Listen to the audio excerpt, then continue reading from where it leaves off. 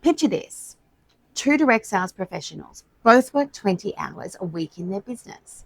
Both believe that they're working hard and using their time on what matters. But here's what's fascinating: one of them earns 3 times what the other earns. Same hours, same company, same products. The difference? One of them has mastered the art of separating busyness from business. She knows exactly which activities put money in the bank and which ones just make her feel productive.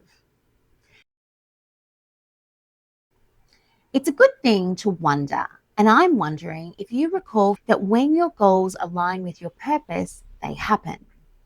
So, right now, let's start to think with the end in mind about what you would like to achieve for your business aligned with your purpose this year. We start with the end in mind to avoid the trap of getting started but not knowing where we're going. The clarity of knowing where we're going means we can put a measure on it. And if we can measure it, we can manage it. There's a moment in Alice in Wonderland where Alice comes to the fork in the road. The Cheshire Cat asks her, "Where do you want to go?" And she replies, "I don't know." He says, "Well, then, it doesn't matter which way you go, any road will take you there." Let's get specific about where you want to go. So I invite you to consider: you have a magic wand to wave. Where do you want your business to be in 12 months' time? And then let's break it down a little bit. My suggestion here is to use a 90-day goal. Why 90 days? Longer term goals are incredible. They give us direction. One of the keys to achieving them is chunking them down to allow us to make sure we're progressing as expected. What 90-day goals gives us is sufficient time to pivot or adjust strategies if we're not seeing our outcomes happen. It's also a time frame that allows us to build skills and momentum together. It's short enough for us to be accountable and say no to procrastination, but long enough to see meaningful change. So, when you know where you'd like to be in 12 months' time, then consider what that means and where you'd like to see your business in 90 days. Perhaps there's a specific incentive you're aiming to achieve. How do the next 90 days contribute to that? You may have a specific income goal in mind, perhaps earning an amount equivalent to credit card debt or the amount to go on a holiday. Your purpose in business might be about impacting others, so your goal may not be a financial one.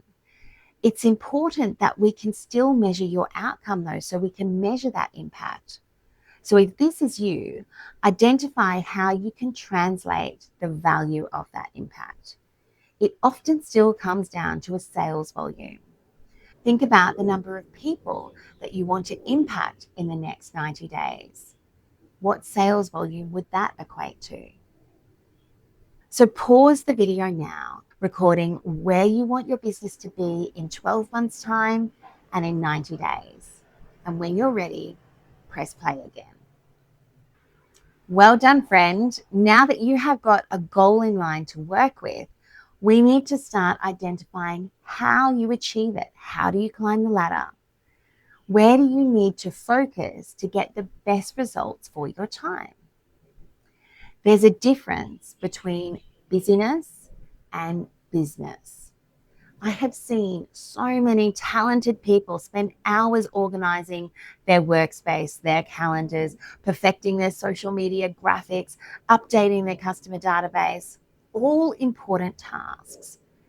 But at the end of the day, these people wonder why their sales haven't increased. They've been incredibly busy, but not necessarily building their business. Throughout the Evolve program, you will hear me talk about working in your business or on your business. Working in your business is generally doing what we call an income producing activity. It's time actually doing the activities that get you revenue results.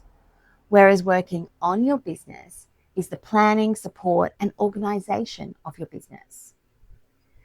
To avoid spending time on the things that don't matter, let's explore the income producing activities of your business.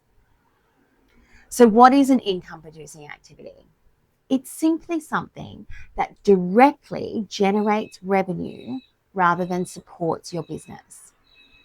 Knowing what these activities are is important because the general rule of thumb is that to run an effective direct sales business, we benefit by spending 80% of our time on the doing and 20% of the time on the planning once you've got your business established. An important thing here to understand: if you have set time aside for your business and it turns out that during that time you aren't working in your business doing your IPAs, your income producing activities, then you need to spend that time working on your business to generate IPAs for the future. Let me share with you a story. I worked with someone called Beck who had her sights set on earning an incredible incentive trip. To earn that trip, she committed to doing a demonstration a day. Her rule was so simple: if she wasn't doing a demo that day, then she booked a demo that day. No exceptions. She was either doing it or booking it. That clarity and commitment got her on that trip.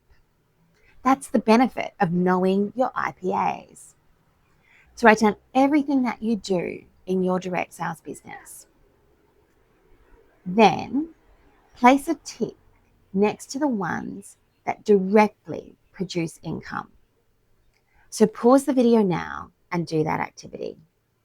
Okay, let's review your list and what it might reveal.